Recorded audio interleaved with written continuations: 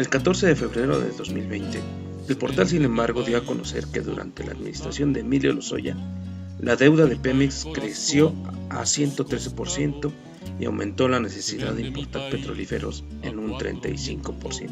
Pero, ¿Emilio Lozoya fue un mal administrador o solo seguía el guión de un plan para quebrar a Pemex? John Sachs de Fernández y Giancarlo Delgado en Imperialismo Económico en México nos presentan las claves de la debacle. El grupo del Banco Mundial, el Banco Interamericano de Desarrollo, el BID, la Comisión Económica para América Latina y el Caribe, promueven y desarrollan políticas que desnacionalizan los activos estratégicos de México, según estos dos investigadores.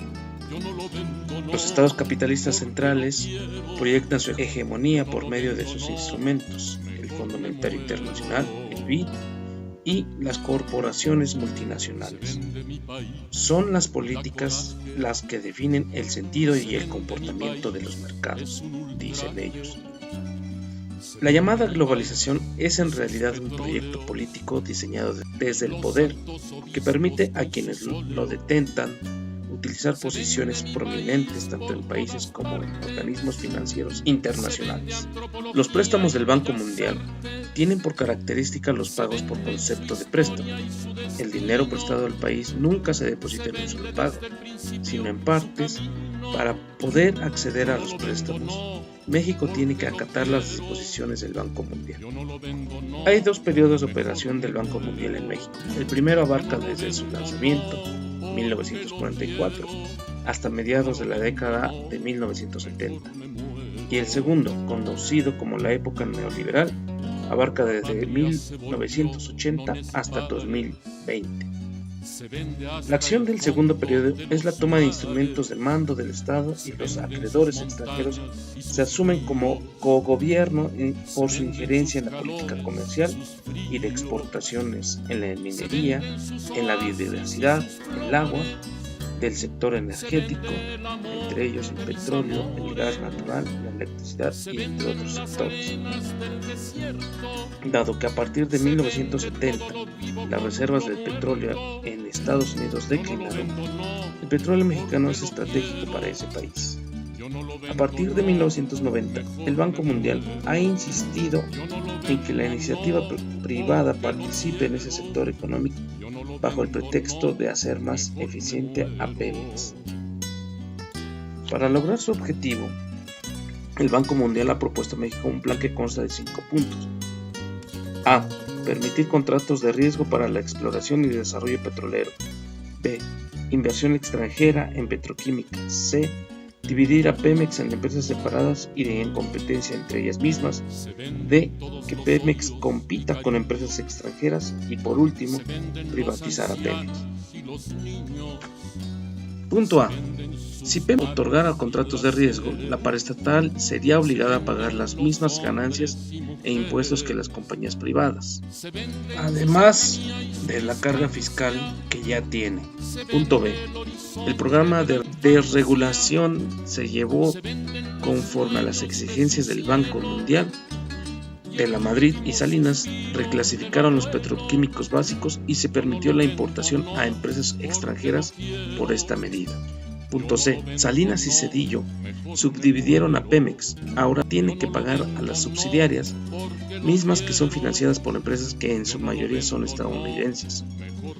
Pemex Exploración y Perforación, Pemex Refinación, Pemex Gas y Petroquímica Básica y Pemex Petroquímica. Son las empresas que fueron creadas durante el salinato.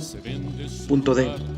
Para el Banco Mundial, la industria del gas y la del petróleo estadounidense, Pemex es un impedimento estratégico, político, comercial y empresarial. Al estar dividida en Pemex, las empresas internacionales podrán ofrecer servicios a Pemex y con el tiempo absorberían a las pequeñas Pemex, puesto que todas ellas operan independientemente. De esta forma se abrió la participación de las empresas extranjeras en el sector nacionalizado en 1938. Punto E.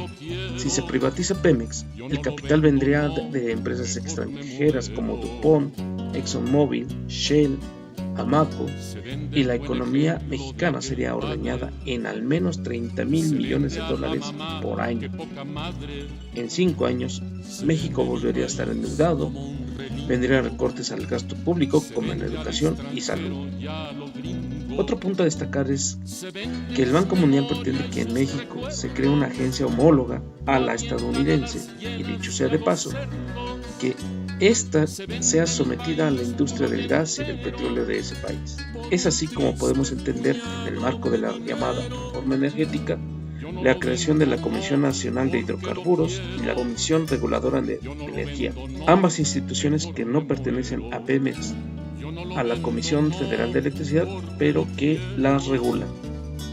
Asimismo, sin embargo, destacó que durante los sexenios de Zedillo, Calderón, Peña Nieto, la producción decayó en 5, 13 y 50%. Estos datos comprueban la tesis de Sachse y Delgado, es decir, de continuar las políticas del Banco Mundial, hoy importaríamos más gasolina. Asimismo, sin embargo, destacó que durante los sexenios de Zedillo, Calderón y Peña Nieto, la producción decayó en 5, 13 y 50%.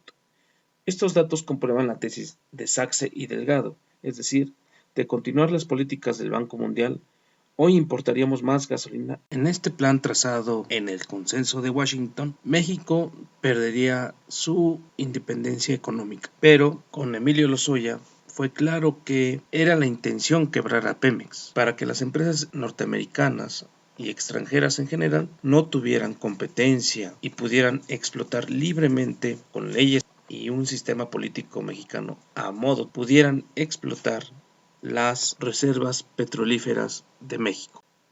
En conclusión, las políticas impuestas por el Banco Mundial a Pemex no solo atentan contra la empresa y la soberanía económica de México, sino también a las oportunidades de empleo que la empresa genera directa e indirectamente, al presupuesto y por consiguiente al derecho a la educación y a la salud de los mexicanos.